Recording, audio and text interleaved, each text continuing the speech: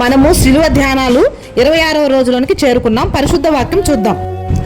నా పేరు పెట్టబడిన నా జనులు తమ తాము తగ్గించుకొని ప్రార్థన చేసి నన్ను వెదకి తమ చెడు మార్గములను విడిచిన ఎడల ఆకాశము నుండి నేను వారి ప్రార్థనను విని వారి పాపమును క్షమించి వారి దేశమును స్వస్థపరచుదును. 2వ దినవృత్తాంతములు 7వ అధ్యాయము 14వ వచనము.